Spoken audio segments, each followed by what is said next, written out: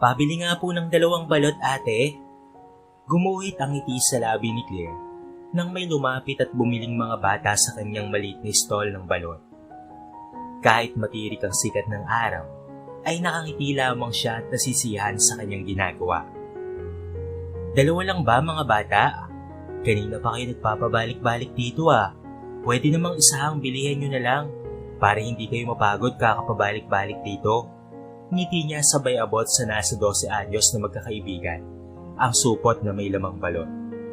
Nagkatinginan ng magkakaibigan at sinundot ang isa sa tahimik na bata. Ang totoo po kasi niyan crush po kayo nitong si Ryan, ate. Kaya kami pabalik-balik dito. Gusto kanyang makitang palagi. Sumbong ng isa. Agad namang natutop ang labi ni Claire at marahang napahalakak. Talaga? Manghang tanong niya. Ang batang lalaki na tinuro ng mga ito ay agad na nahiyang umiwas ng tingin. Bakit niyo sinabi? Kupas ang tinig na usal nito at nahihiyang sinaway ang mga kaibigan. Okay lang, normal lang ang magka-crush. Huwag kang mahiya. Tugon ni Claire at ngiting tinignan ng mga ito. Kaya naman umugong ang asara ng mga bata. Talaga po? Nanlalaki ang mga matang tanong ng batang lalaki na Ryan ang pangalan. Oo naman, normal lang na magkaroon ng hinahangaang tao. Pero may tanong ako sa'yo. Ano po yun, ate? Okay lang ba na crush mo ako pero nagbebenta ako ng balot? Maingat na usal niya. Ano naman po kung nagbebenta kayo ng balot? Hinahangaan ko nga po kayo kasi matulungin kayo, mabait at hardworking pa. Saka maganda na rin po. Malakas ang loob na sagot ni Ryan. Pakiramdam niya ay hinaplos ng isang mainit na kamay ang dibdib niya pagkatapos marinig ang sagot dito. Sa araw-araw kasi na ginagawa ng dalaga, madalas siyang kutyain at pagtawanan ng mga tao. 27 anyos na siya at dahil nga raw sa ganda niya, ay kung bakit pagbebenta ng balot ang napili niyang hanap buhay. Pwede raw siyang maging artista o di kaya maging sikat na modelo, basta't wag lamang pagbebenta ng balot kasi nakakahiya at hindi bagay sa kanya. Kaya naman namangha siya sa isang 12 anyos na bata at nagawa siya nitong hangaan. Kung sino pa yung bata, ay siya pang mas nakakaintindi. Hindi kagaya sa mga matatanda na kung minsan, ay sila pa nga ang nanguhusga imbis na sumaway. Maraming salamat, Ryan ha. Hinahangaan rin kita. Napakabait mong bata. At alam mo ba, ikaw lang ang naka-appreciate ng trabaho kong ito. Aniya sa bata. Talaga po? Oo, kahit pagbutihan mo ha, ipagpatuloy mo lang ang ugali mong yan. Dahil sa hinaharap, ay paniguradong magtatagumpay ka sa buhay. Payo niya rito. Sige po, ate ganda. Tapos ay kapag mayaman na po ako, ay liligawan talaga kita. Umugong ang tawanan sa area ng iskinitang iyon. Natatawa man, ay tumango na lamang si Claire para palakasin ang loob ng bata. Alis na po kami, ate ganda ha. O sige, mag-iingat kayo ha.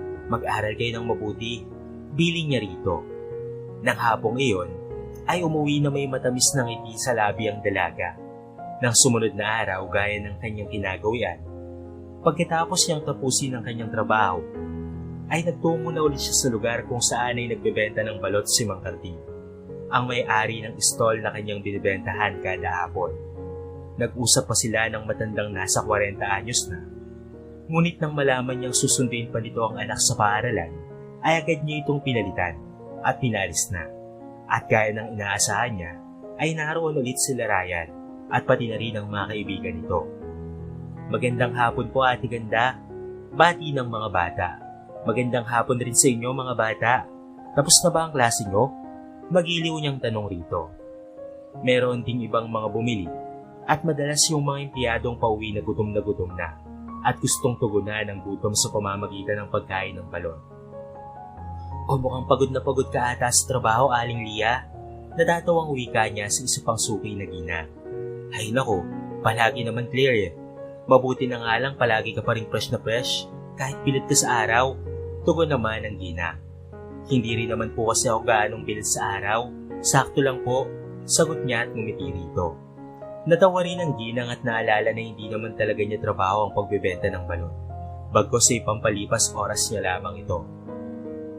Ilang tao lamang talaga ang nakakilala sa kanya at kung bakit siya nagbebenta ng balon. O siya, sige na. Alis na ako ha, dahil naghihintay na yung asawa ko sa bahay. Sana lahat po. Nagawa pa niyang magbiro kaya tumigil sa paglalakad ang Gina at nilingon siya nito. Kung naiingit ka, maghanap ka na. Sa ganda mong yan, imposibleng walang nagkakagusto sa'yo. Saka hindi ka na bata, no? 27 anyos ka na. Ani nito at nagpatuloy ulit sa paglalakad. Natawa na lamang siya at nagpatuloy rin sa ginagawa. May ilan pang customers ang bumili hanggang sa maya-maya pa ay may narinig siyang tumawag sa kanyang pangalan. Claire, ikaw ba yan? Abala ang dalaga sa pakikipag-usap sa kanyang customers nang bigla na lang may lumapit sa kanyang babae at tinapik siya sa balikat.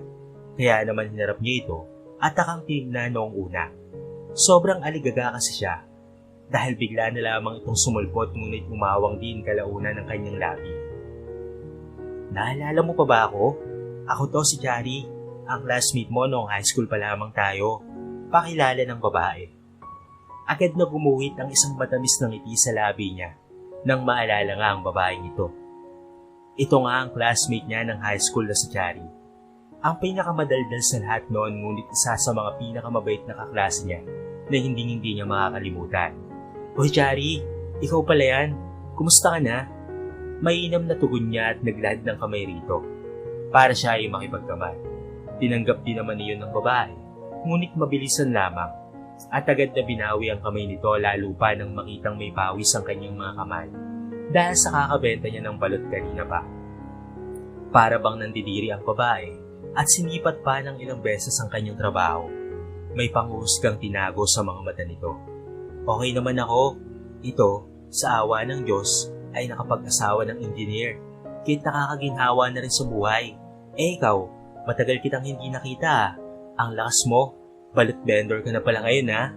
Dire-diretsyong saad ng babae. Kaya naman marahang natawa si Claire at tumango na lamang dito. Oo, nagbebenta ako ng balot. Teka, gusto mo ba? Libre ko na lang sa'yo, total ngayon lang tayo nagkitang ulit eh. Anya na may purong kabutihan sa loob. Ngunit ang insahan niyang kabutihan rin ang babalik sa kanya ay nabigulan lamang siya. Dahil agad na gumuwit sa mukha nito na hindi siya nito gusto. Naku, wag na Claire, hindi naman ako kumakain ng balot kasi madumi. Walang habag na saad nito. Agad na naitikop ng dalaga ang kanyang labi at tinignan ng dating kaklase. Kumpara sa dating itsura nito, hindi na nga may pagkakaila na yumaman na ito dahil puro sa mga branded ang suot nito kung ikukumpara sa dating luma nitong mga damit noon. Naalala pa ni Claire na isa si Jari sa pinakamahirap na kaklase niya noon, kaya't masayang-masaya siya para dito na makaahon sa buhay. Ang kanyang dating kaklase, ngunit nalulungkot siya na tila nagbago na ito. Naging matapobre na ito na tila ba hindi nanggaling sa hirap. Hindi naman madumi ang binibenta kong balot. Malinis ito, classmate, at sa katunayan nga niyan, ay pinagpipilahan ng marami. Pangangatwiran niya at bahagyang na-offend sa inusal ng babae kanina. Nako, kahit na, hindi pa rin ako kumbinsido, saka hindi mo na ako kailangang ilibre. Dahil kung gusto ko, ay pwede naman akong bumili. Kahit nga ubusin ko pa ang lahat ng binibenta mo eh. Sadyang hindi lang talaga ako makain yan. Dahil doon ay tumanguna lamang siya. Naiintindihan ko, usal na lang niya rito. Tamang umiti siya sa dating kaklase at akala niya ay aalis na kaya't nagpatuloy na siya sa kanyang ginagawa. Ngunit nagulat na lamang siya nang bigla namang sumulpot sa gilid si Jari na para bang interesado sa ginagawa niya. O akala ko ba ayaw mo ng balot? Takang usal niya. Nakahalukip-kip na ngayon ng babae at nanduloko ang ekspresyon ng mukha. Nakakapanibago kasi, hindi ko akalain na magiging balot vendor ka lang. Ikaw pa naman ang valedictorian namin noon. Anong nangyari sa'yo? Nawala na kami ng komunikasyon sa'yo, pero inaakala ko talaga magtatagumpay ka sa buhay. Kasi hindi ba, ang bida-bida mo noon at ang tali-talino mo pa? Kuryosong saad nito, at tila ba sinadyang sabihin na bida-bida siya. Ipinagpag ng dalaga ang kanyang mga kamay at pinunasan ng pawis bago inarap ito. Gusto niyang matawang bigla ngunit pinigilan na lamang niya ang kanyang sarili at hinintindi ang papyaw na pang-iinsulto ng dating kaklase. Ganon talaga siguro ang buhay, may umaahon at may nananatili lang sa kanilang tinagawian at merong ding naghihirap, paswerte-swerte lang siguro. Pangangatwiran niya rito. Tumango naman ang babae at mumuso. Halata ang pagpipigil nito ng tawa sa hindi malamang kadahilanan. Tama ka siguro, paswerte-swerte na lamang talaga ako kasi akalain mong kahit na sobra mong talino ay pagbebenta ng balot lamang ang naabot mo sa buhay. Sayang ang pangalan mo. Pwede ka pa sanang magmodelo o mag-artista eh. Nakakalungkot naman. Walang naging reaksyon si Claire. Sanay na siyang makarinig ng mga ganoong bagay mula nang magbenta siya ng balon. Kadalasan niyon ang sinasabi ng iba, lalo pa sa mga hindi nakakaintindi at inuna ang opinyon nila. Minabuti niyang harapin na lamang ang bagong dating na customer at inayaan si Jari sa pagsasalita. Kaya pala noong nakaraang reunion ng batch natin, hindi ka dumalo? Nahihiya ka siguro no? May asawa ka na ba? O kaya naman anak? Ngunit hindi ito pinansin ni Claire at ngumiti sa matandang bumibili sa kanya. Maraming salamat sa pagbili ma'am, usal niya sa customer. Sumimangot na lamang si Jari nang hindi niya napansin. Hoy Claire, tinatanong kita, asik nito. Lumambot ang ekspresyon ng dalaga. Hindi talaga siya makapaniwala na ganito ang pag-uugali ng dating mabait na kaklase. Wala pa akong asawa, masyadong mahirap ang buhay at tulad ng sabi mo, nakakahiya itong trabaho ko. Kaya walang nagkakagusto sa akin kahit matanda na ako. Balik niya ng punto rito. Kung alam lang talaga ng babae ang buhay niya ngayon, ay tiyak na malalaglag talaga ang panga nito. Ngunit minabuti na lamang ni Kyle. Nasakyan na lamang ang panghusga nito kung hanggang saan ba ang pagiging matapobre ni Jari. Kaya pala, di pagbutihan mo sa pagbibenta ng balot, anong malay mo? Maging milyonaryo ka, hindi ba? Madalang pa naman na maging mayaman kapag babae. Malakas na natawa si Jari. Saka alam mo ba na nakasama ko sila Leah at Mark na mag-shopping kanina? Tatawagan ko sila at papupuntahin dito. Sure ay magugulat ang mga yon kapag nakita ka. Ilang years din tayong hindi nakita eh. Ani nito. Walang naging reaksyon si Claire. At tumango na lamang. Mga kaklase niya rin noon sina Mark at Leah. Ngunit may hindi siya magandang alaala sa mga ito noon dahil bully ang mga ito. Si Mark ang dati niyang maliligaw na binastad niya. Kaya siya ang palaging pinagtitripan noon hanggang sa nakapagtapos na ng high school. Nagulat pa nga siya dahil close na pala ito ni Shani. Dati ay binubuli rin ito ng dalawa at madalas na pagdiskitahan. Hello Leah, saan kayo ni Mark ngayon? Pumunta kayo rito, kasama ko si Claire. Naalala niyo pa ba? Ang valedictorian natin ng high school? Oo, nakita ko siya at nagbebenta siya ng balot dito. Bilisan niyo at naghihintay na siya. Nakinig lang si Claire sa usapan ng mga dati niyang kaklase. Wait lang Claire ha, dito na yun sila maya-maya. Alam mo bang namimiss ka na rin nila? Kulang na lamang ay umirap si Claire. Hindi siya tanga para hindi maramdaman na pinagtitripan siya. Dismayado siya sa dating mga kaklase dahil akala niya sa paglipas ng mga taon ay nagbago na ang ugali ng mga ito. Ngunit mas lalo pa palang lumala. Kasama na si Carrie roon. Oh, nandito na sila Leah at Mark. Hindi nga nagtagal ay dumating na ang dalawa pa niyang dating kaklase. My goodness, Claire, ikaw na ba yan? Bakit ibang-iba ka na ngayon? Ang overactive na si Leah ay lumapit sa kanya at pinagtitinginan pa ang mga binibenta niyang balon. Magandang araw sa inyo, bati niya kahit ayaw niyang harapin ang mga ito. Tama nga ang sinabi ni Chari, nagbebenta ka na nga lang talaga ng balot. Ano nangyari sa'yo? Akala pa naman namin ay yaman ka na dahil sa matalino ka noong high school tayo. Sabi mo pa nga, noong nasa yearbook natin, ay magiging sikat ka na businesswoman. Tama ako, hindi ba?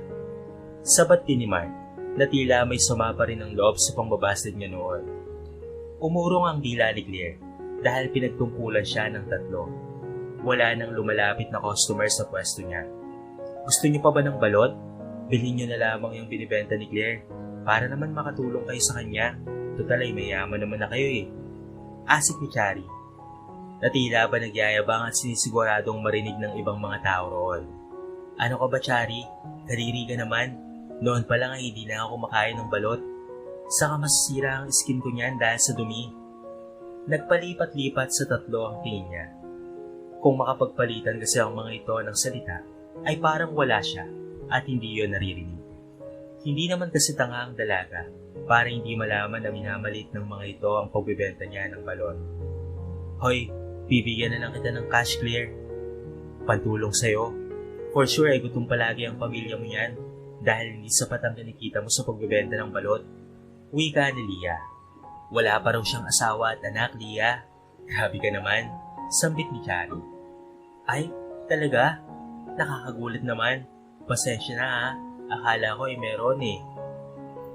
Umawang na talaga ang labi ni Claire. Alam na alam talaga niya ang ugali ng mga ito. Naglipas man ang panahon. Mapanghusga pa rin ang mga ito at walang pagbabago. O bakit tahimik ka, Claire? Okay ka lang ba? Sinipat siya ng tingin ni Mark. Kung sinagot mo lang sana ako noon, edi sana ay mayaman ka na ngayon at hindi nagbebenta ng ganito. Mayabang na dagdag nito.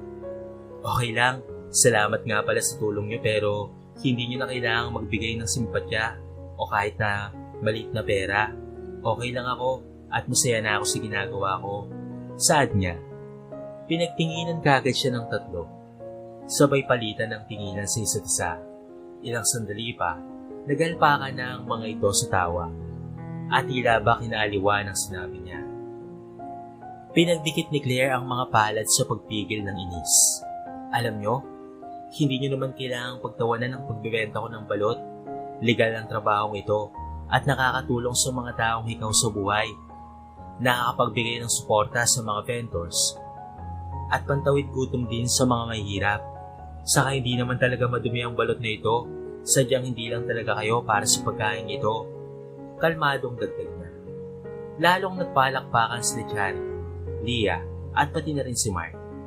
Nakakaawa ka naman, Claire. Gusto pa naman kita noon dahil ang tali-talino mo. Ano na nangyari doon sa ambisyon mo ha? Halos hindi makapaniwala si Claire sa mga naririnig. Talagang nabasag ang puso niya dahil sa ugali ng mga dating kaklase. Alam mo bang itong si Chari ay nakapag-asawa ng engineer? Ako naman ay isang modelo at si Mark ay isang engineer. Tapos ikaw na valedictorian ay di hamak na balut vendor lamang. Anong nangyari sa'yo? Hindi ka na naiya sa ganyan lang narating mo? Mataas ang tingin ng iba sa'yo? Paano man lang ginamit ang kagandahan mo para makasungkit ng mayayamang matanda? Humugot ng malalim na buntong hininga si Claire at sa isang pinagtinginan ng tatlo. Bakit naman ako maiya? Pwede mo ba akong bigyan ng rason? Bakit kailangan kong ikahiya ang pagbibenta ng balot? Balik niya ng usapan dito. Natameme silang tatlo at talaga namang tumubo ang iritasyon sa kanilang sistema. Siya rin ay napuno ng pagkadismaya ang kalooban. Minsan talaga kung sino pang nakakaahon sa buhay ay sila pa ang nagiging arrogante. Kailangan pa ba ng rason na yan? Basta nakakahiya ang pagbibenta ng balot? Sa tulad mo na bumagsak ng ganito kababa dahil naghahanap ka na lamang ng ibang papagkakitaan, ay umaman ka pa talaga sa taglay mong katalinuhan. Maraming gutom ang nabusog dahil sa balot, Chari. Maraming mahirap ang yumaman dahil sa pagbebenta nito. Marami ring tao ang nagtutulungan po rito, kaya't hindi ko po maintindihan ang sinabi nyo na hindi ko dapat ikahiya ang ginagawa ko. Swerte kayo na nakahanap kayo ng maayos na trabaho, pero hindi yun dahilan para husgahan nyo ang iba. Nagtatrabaho lamang tayo ng patas at wala tayong pinapanigan dito. Hindi porket engineer ka ay nasa lugar ka na para mahusga ng kapwa mo tao. Kumayo ang kamao ni Mark sa tinuran niya. Napatras na lamang si Lia at nanginginig ang kamay na dinuro siya.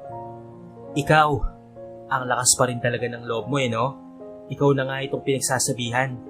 Teka, sino ka ba ha? Isa ka lang namang di hamak na balot vendor samantalang ako ay kilalang modelo. Nakikita mo ba ang mga billboards kong yan? Ang hysterical ng si Lia ay tinuro ang mga billboards nitong nakasabit sa gilid ng daan at pati na rin sa pader ng ilang matataas na establishmento. Sa pinakagitna ay mayroong pinakamalaking billboard doon. Nakitang-kita sa buong lugar.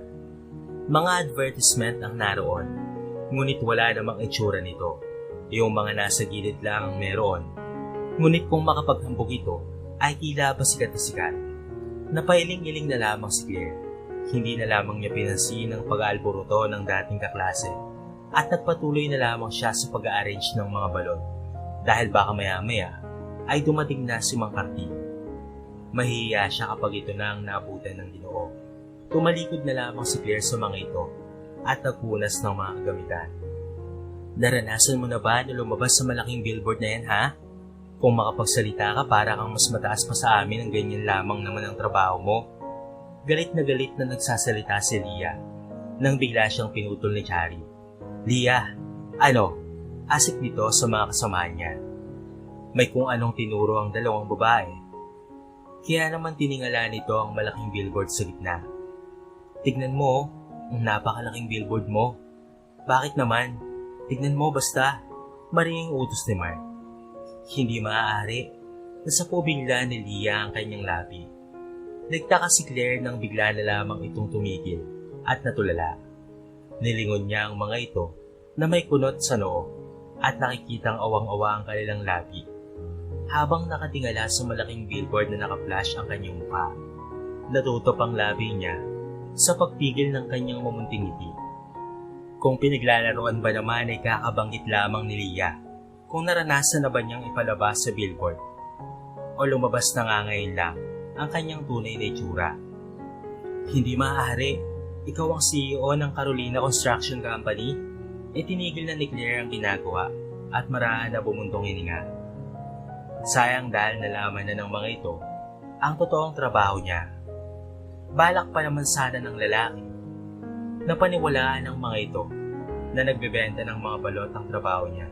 Ngunit ang totoo, isang milyonaryo si Claire na may-ari ng isang malaking kumpanya sa edad na 27. Hindi siya hamak na vendor lamang dahil may totoong trabaho siya.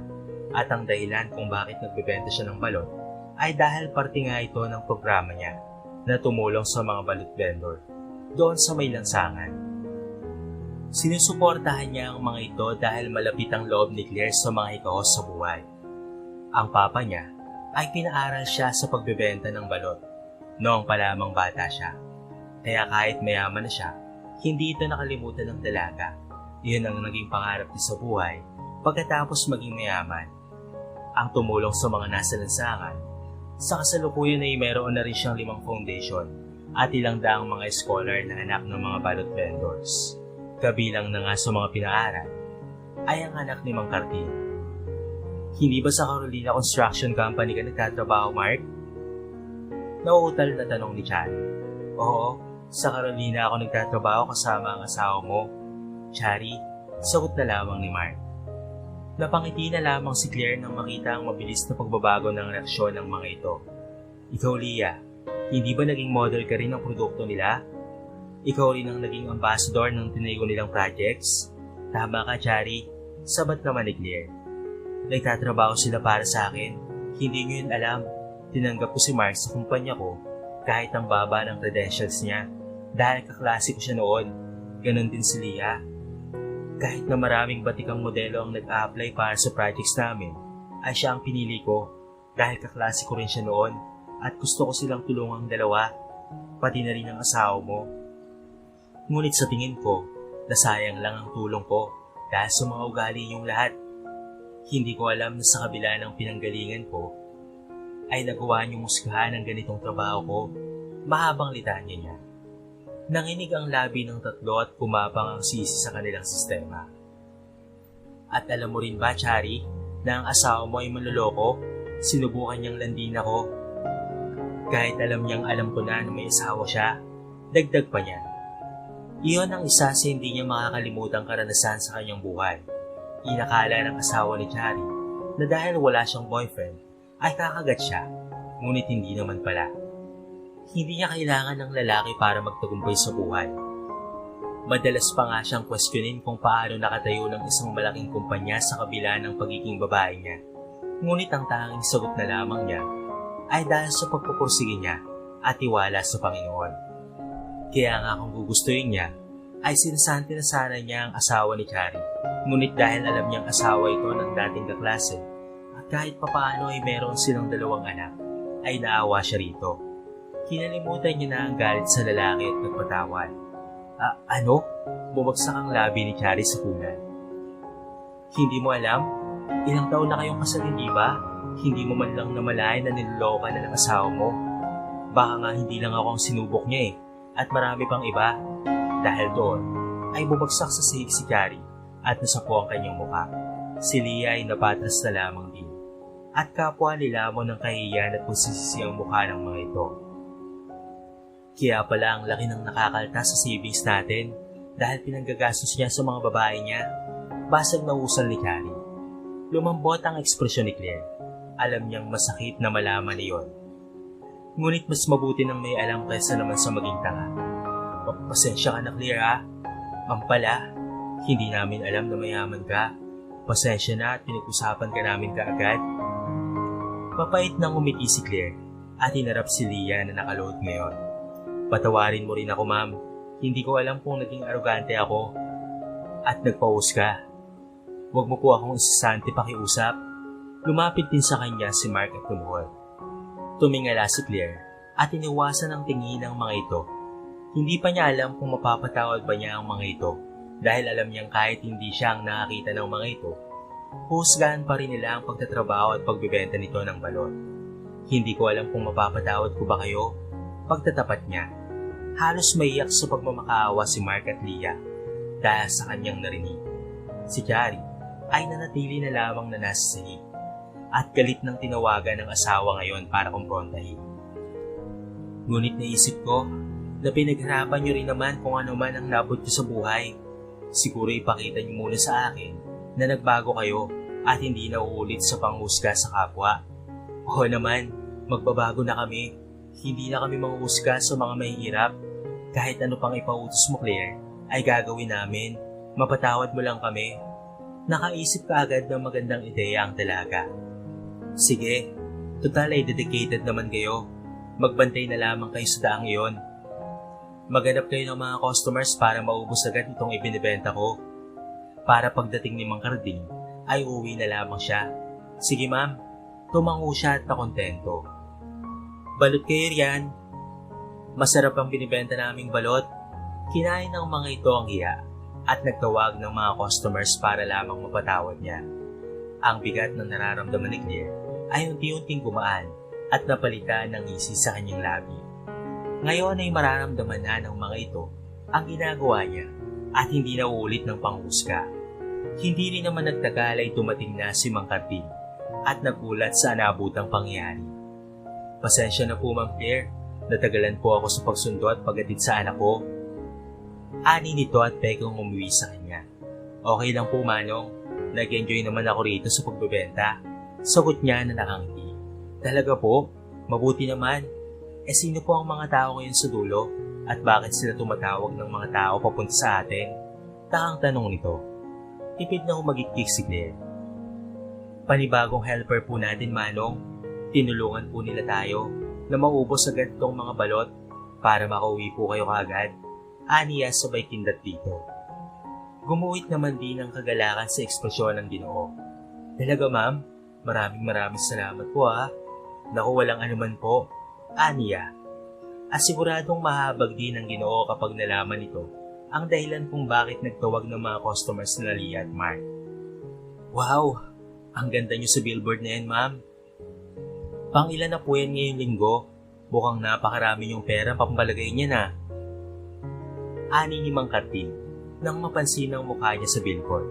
Nako, ang mga partner company ko po ang nagpalagay niyan, Manong. Nagpapalakas yan sa akin.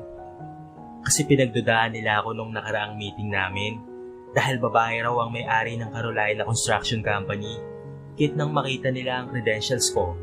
Ayun, nagulat at nagpapalakas na ngayon. Sagot naman niya. Pagkatapos sabay silang nagtawanan ng Ginoo.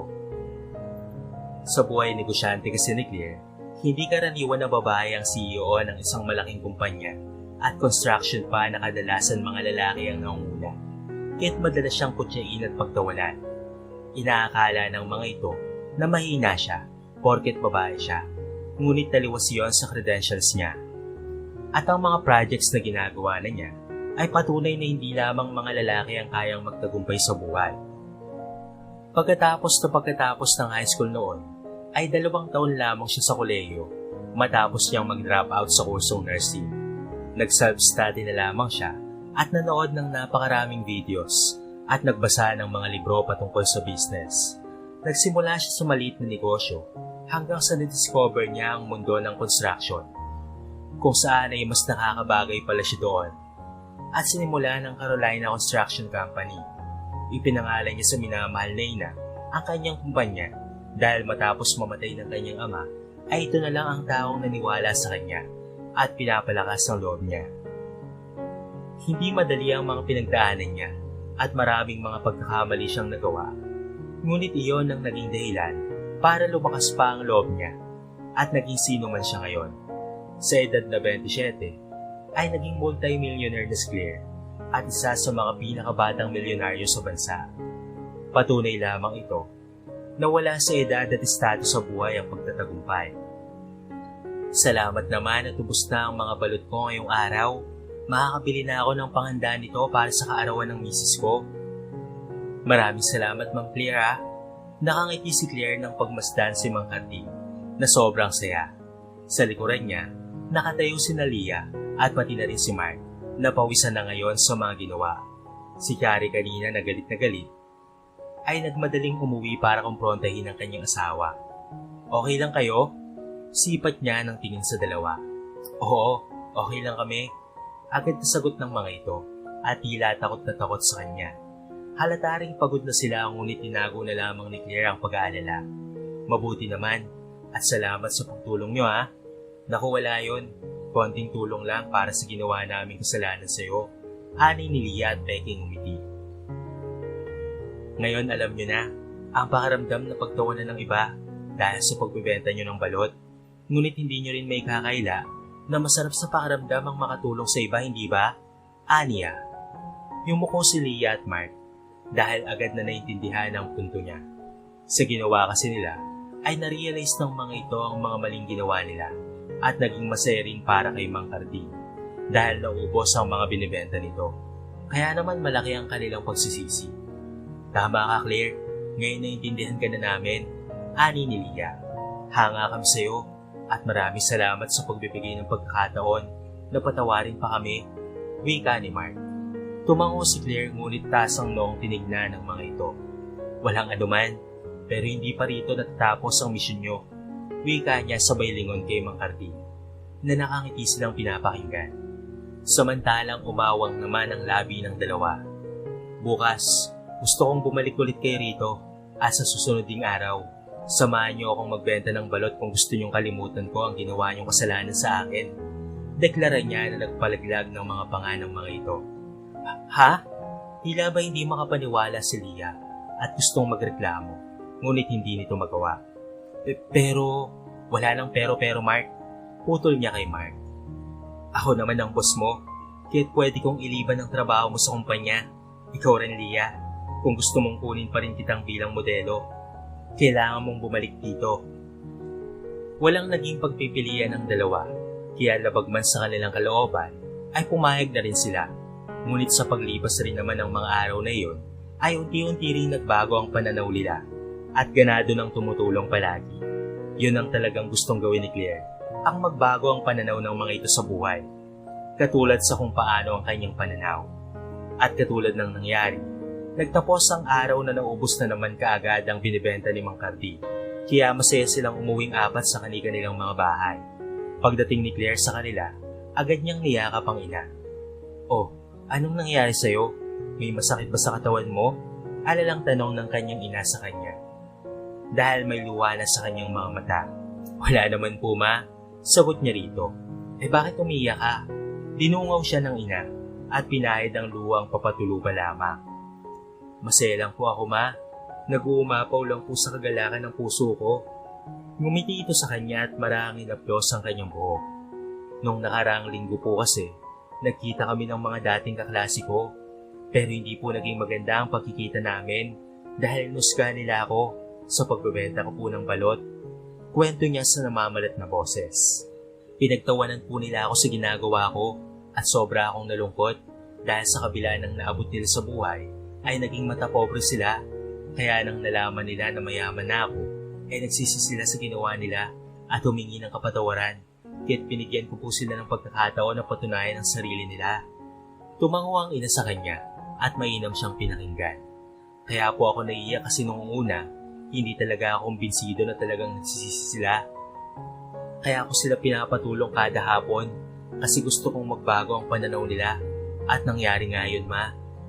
Kanina ay ramdam na ramdam kong hindi na sila napipilitang tumulong kasi may atraso na sa akin. Kung hindi tumutulong sila kasi gusto na nila, ramdam na ramdam ko kung nagbago na sila at sobra akong masaya kasi nagawa ko silang baguhin. Ako ang rason. Dapat ka talagang hangaan, anak. Napakabuti mo. Hangang-hanga ako sa dedikasyon mo. Usal ng kanyang ina. Noon pa man, ay alam na namin ng papa mo na magiging halimbawa ka sa iba. Hindi nga kami nagkamali. Sa kabila ng mga naabot mo sa buhay, nanatili ang paa mo sa lupa at pinili pang umintindi kahit nagkasala sila sa'yo.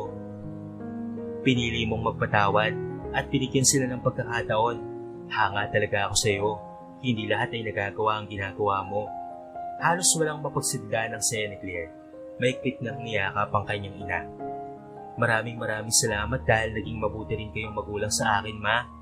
Salamat dahil palagi po kayong nandyan. Kung wala ka po, hindi ako magiging ganito dahil ito sa inyo ni Papa. Hindi inaasahan ni Claire na magiging rason siya sa pagbabago ng ugali ng mga dating kaklase. Ni hindi niya inaasahan na may pag-asa pa pala ang inaakala niyang pagbibigay lamang ng leksyon kina Mark at Leah. At naging mga mabuting magkakaibigan pa sila. Handa na kayo? Bulong ni Mark sa kanila ni Leah pagkatapos mag-doorbell sa pintuan ng isang bahay. Oo, nasa amin na ang cake. Ihanda mo na ang confetti, Mark. Sagot niya. Nasa labas sila ng bahay ni Chari at balak itong sorpresahin sa karawan nito. Isang taon na rin mula nang mahiwalay si Chari sa asawang engineer at naging abala sa mga racket para mabuhay lang ang kanyang mga anak. Kahit napagdesisyon na nilang gulatin ito ngayong araw, mula kasi nang naging close silang tatlo, ay unti-unti rin niyang nakalapit si Chari. Ayun na siya, umanda na kayo, ani ni Mark. 1, 2, 3. Maligayang kaarawan, Maring Chari Lu. Awang na awang ang labi ni Chari nang buksan ng pintuan at bumungad ang napakaraming mga balloons kasabay ng pagputok ng confetti. Ano to? Kulat na usal nito at nasapo ang labi. Surprise! Ito ang cake mo. Mag-wish ka dali. Ani ni Leah dala ang cake. Nagtataka man, ay sinunod ni Chari ang utos ng mga kaibigan at isang ngiti ang gumuhit sa labi pagkatapos. Si Claire ay ngiting-ngiti habang hawak-hawak ang Polaroid camera. Kaya talaga, para akong bata nito. May pabalons pa kayo at confetti. Yun kasi ang napiling tema nila kasi alam nilang hindi nagkaroon ng magandang alaala bilang bata si Chari noon. Wala ring handa sa kada kaarawan dahil mahirap lang ito. Kaya naman para may paramdam dito, sinigurado nilang makulay ang kanilang sorpresa. Maraming salamat sa inyo ha. Na-appreciate ko talaga ang ginawa nyo. Claire, Mark at Leah, maraming salamat sa inyo. At pinapasalamatan ko rin ng Diyos na naging kaibigan ko kayo. Walang anuman yun. Masaya rin kami na naging kaibigan ka namin, Mare. Dali na, magwalwal na tayo habang nasa school pa ang mga anak mo. Napuno ng hagalpakan ng buong bahay ni Chari. Nag-enjoy nga silang apat at talaga namang hindi nila malilimutan ang araw na iyon hanggang sa kanilang pagtanda. Ang pagtatagumpay sa buhay ay ang resulta ng ating determinasyon, pagpupursige at tiwala sa sarili. Ngunit hindi ibig sabihin ito na nagtagumpay tayo ay pwede na nating husgahan ang ibang hindi nagtagumpay. Alalahanin natin na ang lahat ng tao ay pantay-pantay lamang. Ang panghusga sa kapwa ay napakamaling bagay. At ang mali ay dapat hindi na inuulit pa. Kaya sana, ang ating palaging alalahanin na kung makakagawa man tayo ng kamalian, ay agad natin itong itama at huwag nang ulitin pa. Dahil kung maulit man, hindi na ito matatawag na pagkakamali pa kung hindi isang kasalanan. Hindi inakala ni Claire na dahil sa panghusga sa kanya ng mga dating kaklase noon, ayon pa pala ang magiging rason para maging kaibigan niya ang mga ito. Talaga nga namang walang perpektong pagkakaibigan at wala itong pinipiling tao, lugar o sitwasyon. Ang importante ay totoo lamang kayo sa inyong mga sarili.